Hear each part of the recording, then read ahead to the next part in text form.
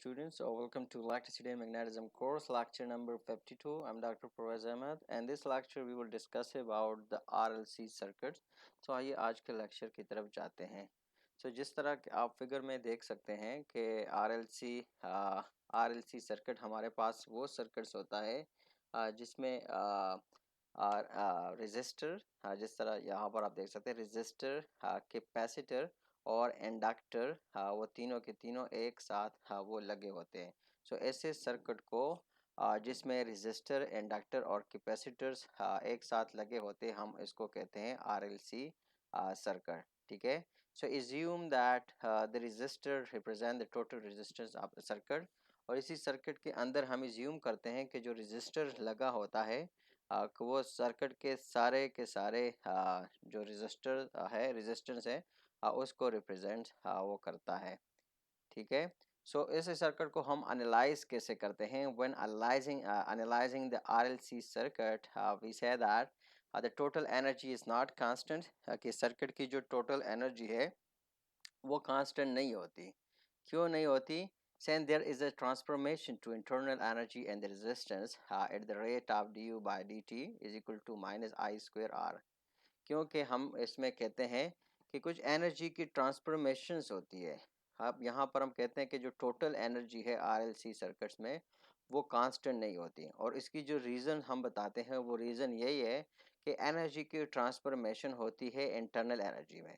कि कुछ एनर्जी वो ट्रांसफॉर्म हो जाती है इंटरनल एनर्जी में, और वो किधर जाती है? वो रजिस्टर के अंदर जाती है. ठीक है. और उसका जो रेट है that is given by d u by d t is equal to minus I square R. ठीक है. वो इसी रेट से इंटरनल एनर्जी में वो ट्रांसफॉर्म हो जाती है. Radiation losses are still ignore. मतलब इसी कंडीशन में हम हमारे पास जो रेडिएशन लॉसेस होती है स्टिल हम इसको इग्नोर करते हैं. और जो सर्किट्स है उसकी जो ऑपरेशंस है उसको हम ऐसे शो करते हैं with the help of this equations.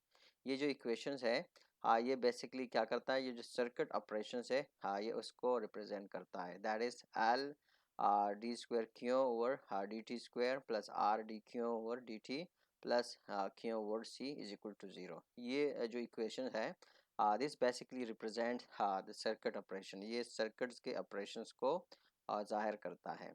ठीक है.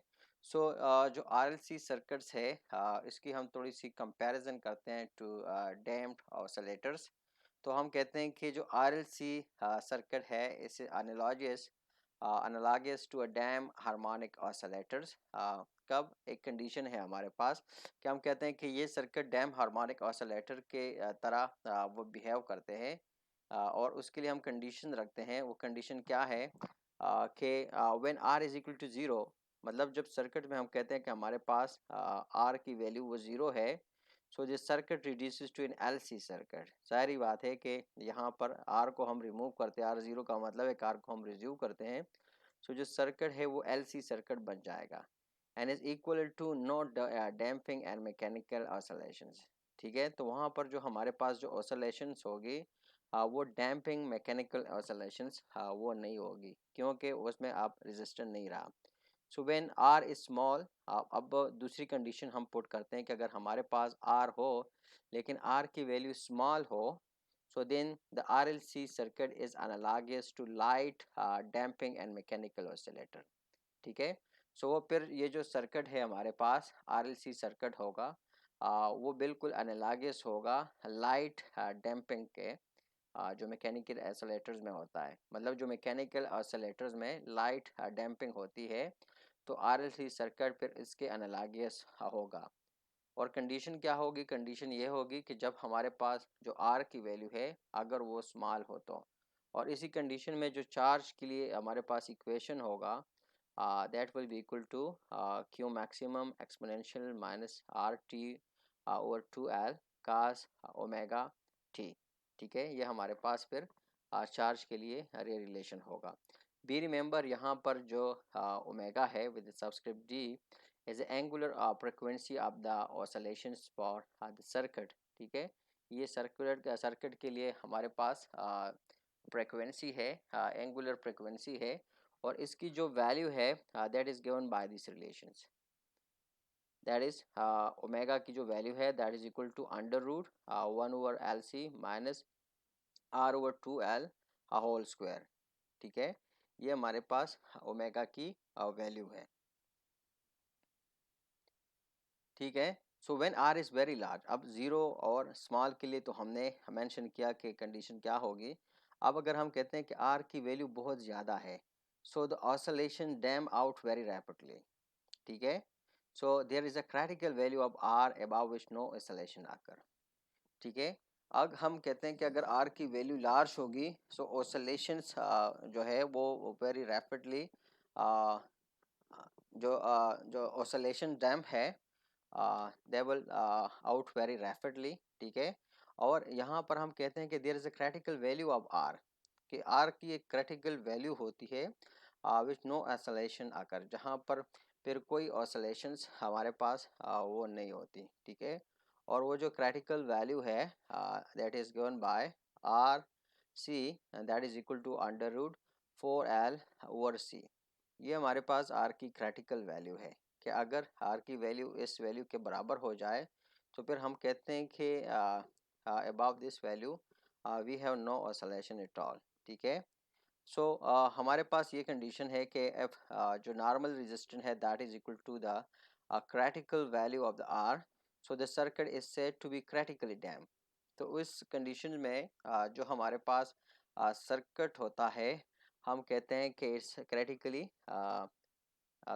डैम। ठीक है, और जब हमारे पास कंडीशन ऐसे आ जाती है कि हम कहते हैं कि जो नॉर्मल रेजिस्टेंस है उसकी वैल्यू क्रिटिकल रेजिस्टेंस से ज़्यादा है, so the circuit is said to be over dam.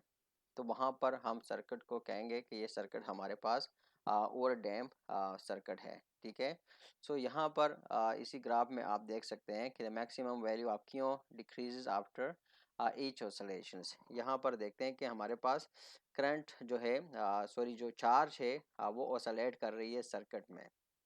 ठीक है, और क्यों को हमने लिया है क्यों वर्सेस टाइम करो represent a plot of equation number, जो प्रीवियस इक्वेशन है ये वाली इस इक्वेशंस को ये वाली जो इक्वेशंस है इस इक्वेशंस को हमने प्लॉट किया है। ये वाली जो इक्वेशन है इसको हमने फिगर में मतलब ये प्लॉट किया है। So here this is the plot of the maximum current, ये मैक्सिमम करंट की प्लॉट है, इसको हमने वर्सेस टाइम प्लॉट किया है। सो यहाँ पर आप देख सकते हैं कि जो मैक्सिमम वैल्यू ऑफ चार्ज है it decreases after each oscillation. ठीक है, so after each oscillation you can see that कि जो वैल्यू है यहाँ पर वो वैल्यू क्या कर रही है, वो वैल्यू डिक्रीज कर रही है with the passage of time. ठीक है, सो अब जो कंडीशंस है कि आर की value smaller than the critical value, so ये जो कंडीशन है this is analogous to the amplitude of a damp spring mass system. ठीक है, सो ये वाली सिस्टम हमारे पास ये जो कंडीशंस है इसमें हम कहते हैं कि हमारे पास जो सिस्टम है वो एनालॉगस होगा डैम्प स्प्रिंग मास सिस्टम के। ठीक है, सो अब यहाँ पर हमारे पास एक समरी है, summary of analogies between the electrical and mechanical system. ठीक है, ये हम यहाँ पर इस टेबल्स के अंदर हमने analogies between the electrical and mechanical system इनको कंपेयर किया हुआ है। ठीक है, ये हमारे पास इलेक्ट्रिकल सर्किट्स है। ठीक है, इलेक्ट्रिकल सर्किट में हमारे पास charge current potentials difference resistance capacitance inductance current. ठीक है, ये जितने भी क्वांटिटीज़ है like you can see energy in inductor energy in capacitors. ठीक है, आरएलसी सर्किट, इसको हमने कंपेयर किया हुआ है वन डायमेंशन मैकेनिकल सिस्टम में पोजीशन वेलोसिटी फोर्स और ये जो बाकी चीज़ें हैं। तो यहाँ पर हमने देखे कंपैरिजन किया हुआ है कि current analyse to the displacement, sorry charge corresponds to displacement and current is analogous to the velocity। ठीक है, voltage to a force, resistance to b। ठीक है, ये मुख्तलिफ एनालॉजीज है, so you can check that for yourself, आप इसको मतलब चेक कर सकते हैं। Similarly R L C circuit अगर आप देखें सो इसकी जो इक्वेशन है that is damped object on spring, तो बिल्कुल इसी इक्वेशन के ये एनालॉगस है। सिमिलरली ऊपर भी आप देखें तो जो एनर्जीज है I mean exactly they are analogous to their mechanical system. So that's all we have for this lecture. Thanks for watching. See you in next lecture. Till then, bye bye.